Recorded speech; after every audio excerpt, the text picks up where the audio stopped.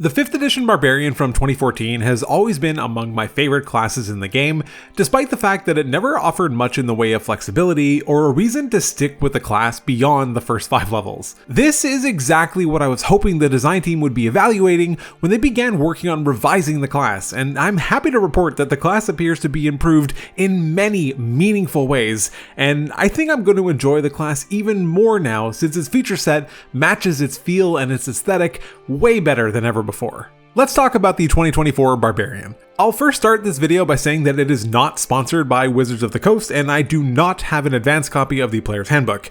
Everything we're discussing will be based on impressions from the reveal videos, combined with what we learned during the playtest, and how the experience has changed from the 2014 version of the class. First up is Rage, which is getting a lot of love compared to the 2014 version. As far as what happens to you while you're raging, the effects are largely the same.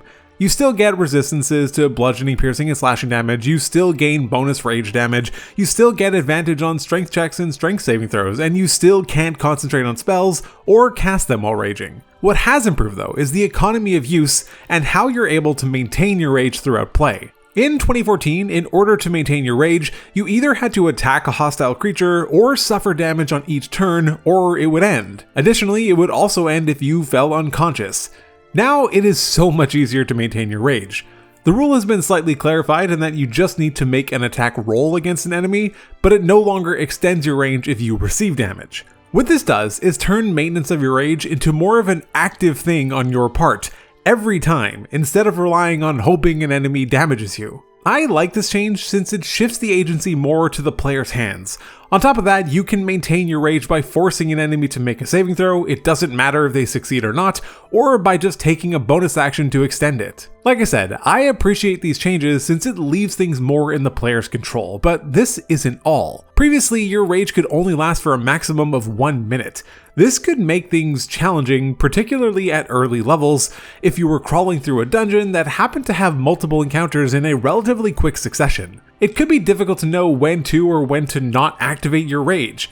Now, however, you can extend your rage for up to 10 minutes. So when that combat is over, your barbarian can technically just constantly spam their bonus action to extend their rage and keep it going during exploration, which is awesome. Additionally, assuming the update from the playtest has gone through, you can also regain a use of your rage after a short rest, which is a wonderful improvement. Two other small notes worth mentioning: assuming the version from playtest 8 is still accurate, you now no longer get infinite rages at 20th level and instead cap at 6, and your rage can now end if you're under the effects of the incapacitated condition.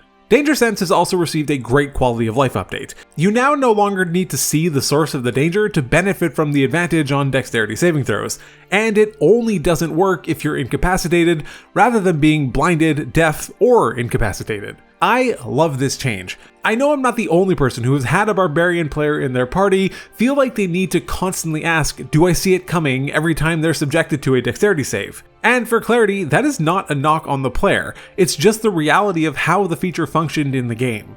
There were so many instances where it was genuinely unclear, and now that will no longer be an issue. I also feel as though this change just makes a lot of sense to me, as the name Danger Sense suggests that it is innate and not something that requires anything extra. They just have this ability to perceive and get out of the way of danger. Though they didn't mention it, I believe that the updates to Reckless Attack also made it through from the playtest, given how popular they were. Assuming what we saw in UA 8 survived, Reckless Attack now lasts until the start of your next turn, meaning it can now work on opportunity attacks and is no longer restricted to melee weapon attacks, meaning that it can now work with thrown weapons too. Next up is a new feature at 3rd level called Primal Knowledge.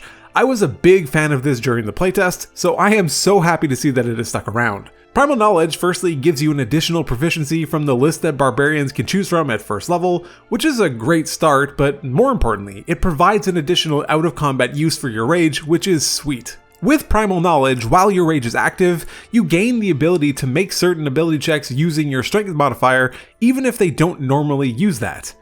As of UA 8, the list was Acrobatics, Intimidation, Perception, Stealth, or Survival. In the reveal video, Jeremy Crawford said Persuasion was included, but this wasn't on the list, and then he and Todd went on this weird tangent about how it made sense that Persuasion was included, but none of what they said actually sounded all that convincing. I haven't had the chance to see his video yet, but I heard that Trian Monk confirmed that Persuasion is not on the list. Regardless though, this is a great new feature and combines amazingly well with the new extended duration of rage. So after that battle ends as well, you can maintain your rage, and as you continue that exploration through that dungeon or whatever, you may have a use for it along the way. I am so happy that they didn't require you to specifically expend a use of your rage to utilize primal knowledge, but rather just be in your rage, so that way it does combine so well. 7th level brings Instinctive Pounce, which is essentially just transferred over from Tasha's Cauldron of Everything. This lets the Barbarian move up to half of their speed as part of the same bonus action used to activate their rage. I've said it in each of the reveal videos so far, and I'll say it again. I love abilities that grant additional movement and do so in different ways. I'm really happy this is carrying forward. Next up at 9th level is another new feature called Brutal Strike. This is replacing the old 2014 feature, Brutal Critical, and thank goodness. Brutal Critical was always a very mid at best feature. When it worked, it was cool, but it wasn't particularly interesting, and all it ever did was let you add more damage. And worse than that is it was more or less all of your high level features, which made the idea of straight classing Barbarian a very hard sell, as you don't really get anything new during the back half of your level progression. This is part of why I mentioned at the beginning of the video why the class never had a lot of flexibility or incentive to stick with it. With Brutal Strike, that is changing. The feature allows you, when you use your reckless attack, to forego advantage on the next attack roll you make with a strength-based attack. If the attack hits, the target receives an additional 1d10 damage, and you get to choose one of the multiple Brutal Strike options, which grow and change as you level up. Much like Brutal Critical, Brutal Strike still takes up 3 high-level features, but this time you get so much more for it. At 13th level, you get 2 additional options, and at 17th level, the damage increases to 2d10, and you can choose to use 2 features of your Brutal Strike instead of just 1. I love this new feature. I think it's exactly what Barbarian needed to give them some much needed interest and versatility. It gives them something else to do. It gives the player a decision to make about how they want to tactically proceed, and I think it's awesome. 11th level Relentless Rage has also been improved in that now, instead of just bouncing you back to 1 hit point, if you succeed on your Constitution saving throw, you restore twice your Barbarian level in hit points. So while yeah, in some way it's worse than Undying Sentinel since that grants 3 times your Paladin level, this comes online 4 levels earlier though, and is available as part of the main class rather than just one subclass. Overall, I think this is a good move that continues with the apparent trend of some attempt at least to making the yo-yo less prevalent. Though they didn't specifically mention it, I do wonder if Primal Champion has been reduced back to capping at 24. In UA8, it allowed your score to go to 26 for Constitution and Strength, but that was because the 19th level feature granted an ability score improvement that allowed you to break the limit of 20. Now that's gone, and instead you can take an epic boon at 19th level, so I would guess that Primal Champion has reverted to 24, which I think is completely fine. For subclasses, we start with the Path of the Berserker, which got a ridiculously much needed buff, and it makes me really want to play a Berserker Barbarian right now. Frenzy has been changed significantly. No more does it cause you to suffer a level of exhaustion after you use it, and you also no longer get to make an extra attack as a bonus action. Instead, now when you enter a frenzy while raging, when you use Reckless Attack, you deal bonus damage, which is determined by rolling an amount of d6s equal to your rage damage bonus. This is amazing, and I think it's so fun and still fully embodies the theme of a Berserker without being so devastating to the player, and would often not even bother engaging with their core subclass feature. And because you no longer have an attack as a bonus action, it doesn't conflict with you needing to use it to maintain your rage either. There's still a potential downside in that you are required to use Reckless Attack to obtain the benefit, so all the attacks coming at you are going to be with advantage. This design, I would argue, is even more flavorful and fluid and impactful to the player. This is probably one of my favorite changes so far. Mindless Rage has also been improved so that the Charmed and Frightened conditions are no longer suppressed when you rage, but rather the effects end entirely. This is just a great quality of life improvement that also just feels like it makes sense thematically as well. Retaliation has been moved from 14th level down to 10th and is essentially the same as it was in 2014, but I think it's just so much more fun becoming available earlier. Intimidating Presence has moved up to 14th level from 10th, but mostly has been improved. Now you can frighten any number of creatures within 30 feet or 60 feet if you're raging, rather than just one single target like it was in 2014. Additionally, it now lasts for 1 minute, with the creature getting a repeated save at the end of each of their turns. Prior, it only lasted for 1 round. The only way this is somewhat worse is in the number of uses. It used to be unlimited, whereas now, because of how much better it is, it's limited to 1 use per long rest. However, you can spend a use of your rage to get another one if you so choose. I think the improvement to Intimidating Presence is significant and more than justifies the decrease in usage count. This is a very powerful feature now with a large area of effect, and again, it just makes sense that you would be terrifying everyone around you and not just that one creature. Next up is the Path of the Wildheart, or formerly the Path of the Totem Warrior.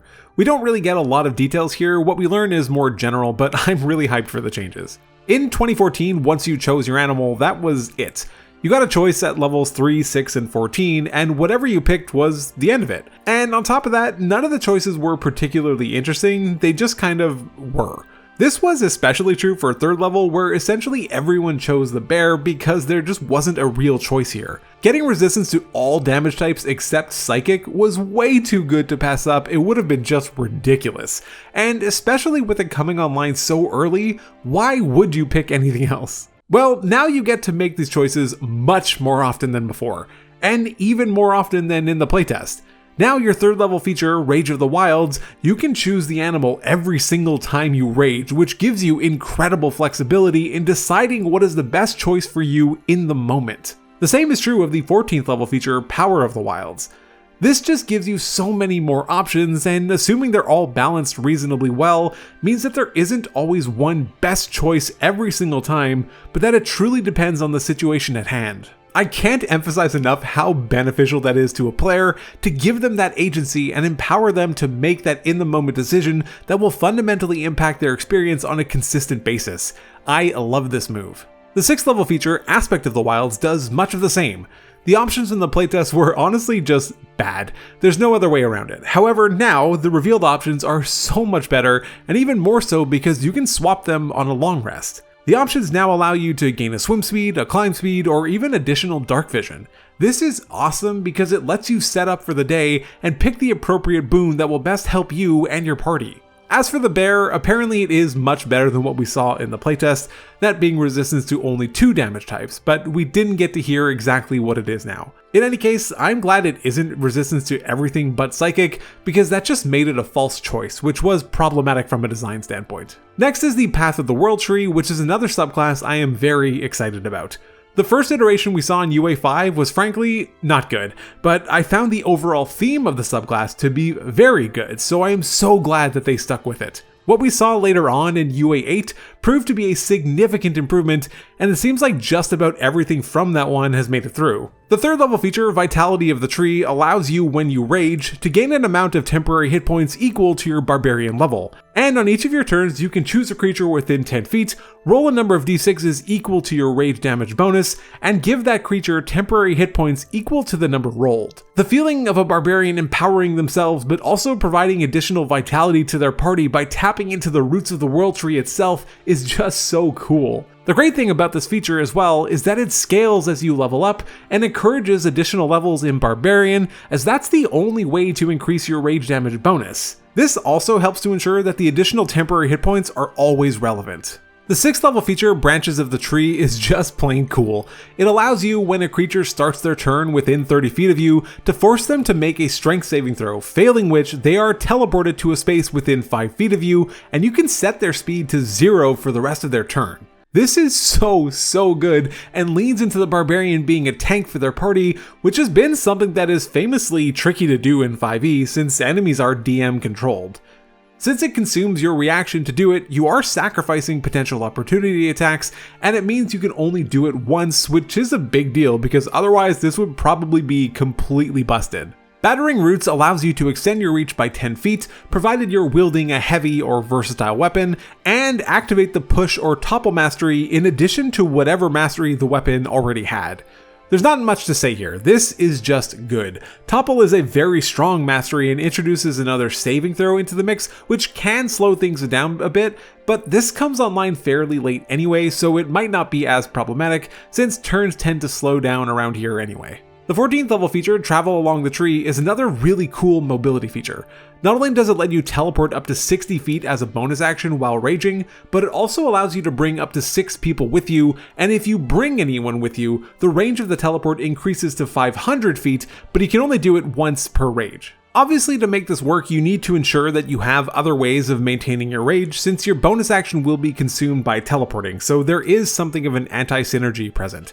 But assuming you are teleporting for the purposes of attacking, you shouldn't have an issue here. Lastly, on the Path of the Zealot, while there are some changes made to it, there's a lot of similarities to it from Xanathar's Guide to Everything. The 3rd level feature, Warrior of the Gods, has been changed to no longer be focused around you dying, and then a spell used to resurrect you not needing material components.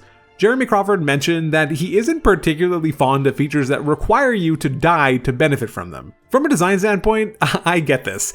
You've got this feature, but you might never actually get to use it because you did the thing that you were supposed to do in the game, which is not to die. The new version will likely be reminiscent of what we've seen in the playtest, in that when you're healed, you can roll an additional dice and regain some extra hit points. 6th level's Fanatical Focus has been improved, probably in a very similar way to the way that Indomitable was. Where that gave you a bonus equal to your fighter level on a failed save, this will give some bonus, but likely not as much since it comes online 3 levels earlier. My guess is maybe proficiency bonus or your rage damage bonus. Finally, the 14th level capstone feature, Rage Beyond Death, has been completely reworked and is now called Rage of the Gods. The old Rage Beyond Death was honestly just kinda lame. It relied on you needing to die to be able to activate it, or at least be bounced back by Relentless Rage, and even then, it just didn't do very much.